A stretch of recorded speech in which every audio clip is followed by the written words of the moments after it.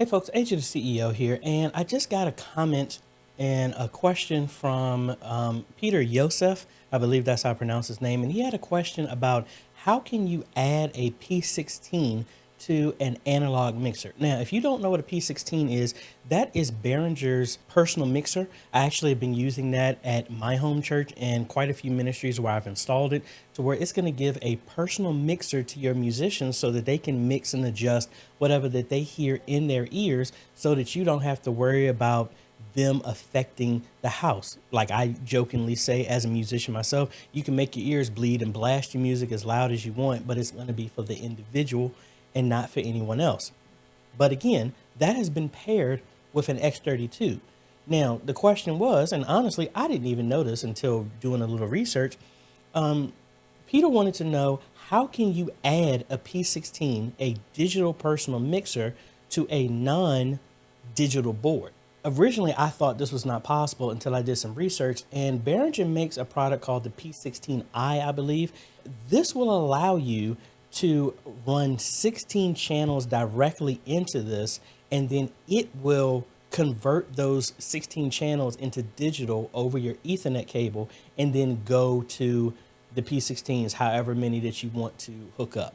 So let me show you how that is, and let's go ahead and design it and just show you, because Peter was saying he was having some issues and didn't understand my responses, so I just decided to turn it into a video. All right, so we're here on Draw.io. Let me design how this is, because I don't think Peter was saying he didn't understand my response back to the comment. So let's just go ahead and design it. So we're going to have our P16s. These are the actual personal mixers that go for each one of the musicians. Now I'll just do 4 just to make it easy for right now.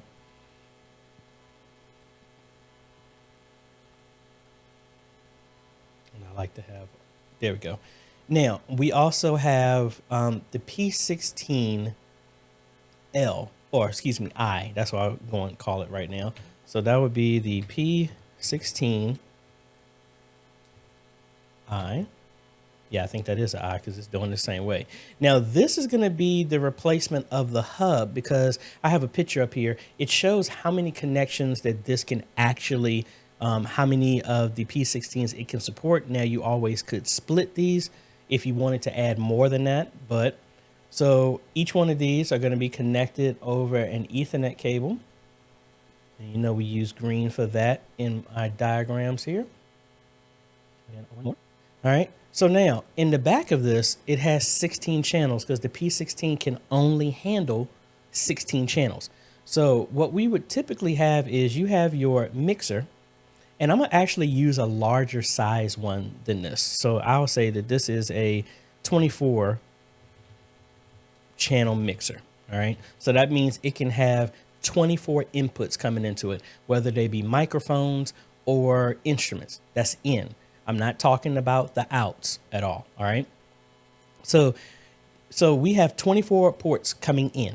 Now for this to work, and let me actually do some microphone. And I'll just use these as an example. I'm not going to put all of these here. That'll take too long to design. Let's put this here, and we'll say that this is 24 inputs. And this would be instruments or mics. All right. So that's what's coming in here. Now we have to pick 16 of these. Now, most likely the board, again, is so many boards, there's no way for me to generically say this is how you would do it for each board, but this is how I would do it. When you use these mixers, the personal mixers, you're sending the raw audio to it. So what I would do, especially if these mics do not require 48 volt phantom power in any way, shape, or form.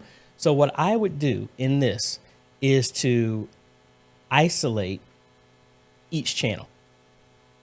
So, and this also depends. Some boards have XLR connections, some have 1/4 inch connections. So please be mindful that you need to split these appropriately. So we would need to get, and you're going to need a bunch of these or a big snake to do either one of these. We need to do a 1x2 XLR splitter or convert the 1/4 inch to XLR to use the same cable and then convert back to 1/4 inch. And you're going to need one of these and I was getting ready to say something, but I changed my mind. You're going to need one of these for every single, at least 16 channels. All right. So what's going to happen is there's a 1/4 inch connection on the back of the P-16i. So what's going to happen is I'm just going to isolate this. So say this is actually going to be 8 inputs. And we've isolated our 16. Again, not with phantom power. All right. So we're going to split these off. And maybe I should move this closer. Trying to find a good place so I have enough space for it. And I'm going to put both of these because this could be either one. But you're going to need to split each one of these channels. So what does that mean? So we're going to come directly from our instrument or our mic into this 1x2 splitter. And I really don't have enough space for this. Yeah, that's better. All right. So you're going to need a splitter on each one of these. So you're coming directly from your keyboard, your drum mics, again, with not phantom power. You're going to come into the splitter, and then we're going to split the signal to go back into the mixer so they can be adjusted for the house. And that's either XLR or 1/4 inch, whichever one. And then that's input number 1. Input number 2 is going to now go into our P-16i. This is going to allow us to do this is going to have its own input so it can be adjusted on the personal mixer, as well as it's still going to operate the same way with your mixer, with your analog. That's how that would work. All right.